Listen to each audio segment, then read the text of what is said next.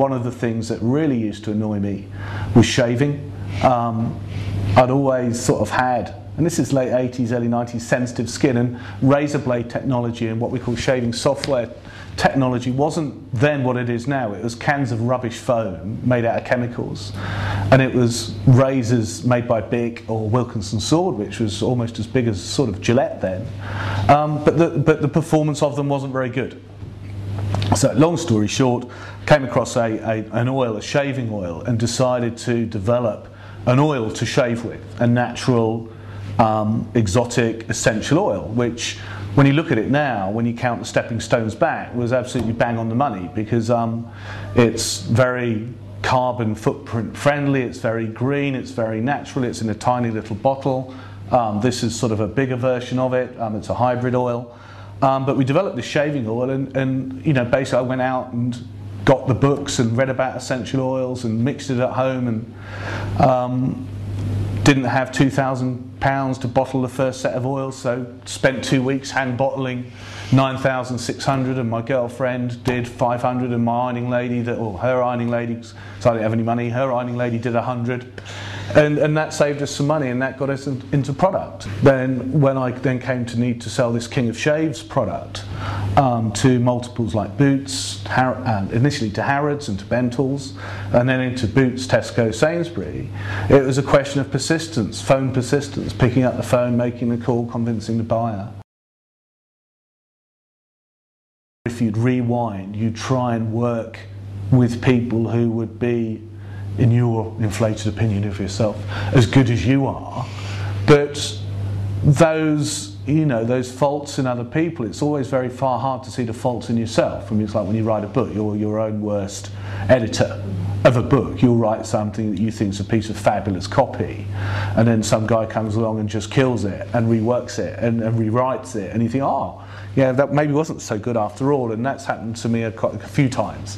So you look at that and you sort of think, if I'd made slightly different decisions in my early career, would they have got me to where I am today? Where there's a will, there's a way. I mean, it's a bit trite, but you've just got to get on and do it. And the desire to do that, it's a hard one, because it'll partially come to you from the environment you're brought up in. I had, you know, loving parents who were teachers, they were educated people, I had brothers who were successful in their own right, so there was a certain amount of peer pressure to, you know, to get on and to be successful there. And I just guess passion, persistence, working hard, timing and good luck's important. So just get on and do it, you know. As they say, two famous sporting slogans that I sort of roll into one from Nike and Adidas. Just do it, impossible is nothing.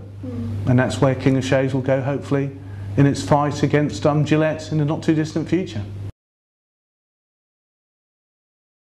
I don't think it has. I mean, certainly I think for my son it will have, because of his life.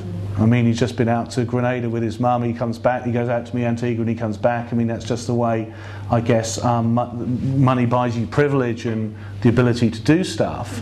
I'm still a pretty much grounded individual.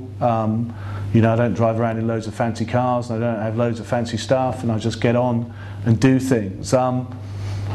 The money piece, it's interesting because people sort of say, oh, you know, you make all this money on the assumption you do, and of course a lot of it's reinvested, a lot of it's paper wealth in the limited companies that you have and other investments that you're putting into. And it's a means to an end. I view it, you know, you come into this life with nothing, you go out with nothing. I know it's a hackneyed old saying, but that's the way it is. I've been recruiting talented managers who've worked in businesses like P&G, businesses like Warner Brothers, who've become friends of mine, and I know professionally and personally. They've joined me, and basically our sales will double this year. So we'll do retail sales of products about 45 million quid retail this year. King of Shaves, Ted, paint the obvious, the rest. Then we're aiming to grow by 2/3 again next year, So by 2010, 2011, we'll have wholesale sales of about 75 million quid. And then if we get into the product spaces we intend to get into, my aim is to basically have a £100 million revenues business, wholesale business, so 200 million retail by 2012. And that will have been 20 years in, sort of set the business up in 92, 93. 15 years of foundation building and getting unique, differentiated, patented, innovative, cool, funky products aligned, and then massing them via a conventional piece of market growth, scaling it, advertising, etc., etc., etc.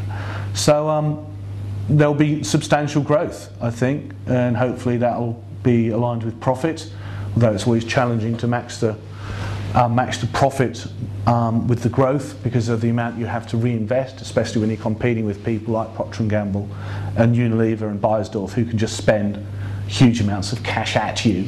So you've got to be a bit different. You've got to zag where they zig there. But that'll be the next 5 years, and then my son will be 13, 14, and I'll hopefully get back into sailing and see what life throws at me there.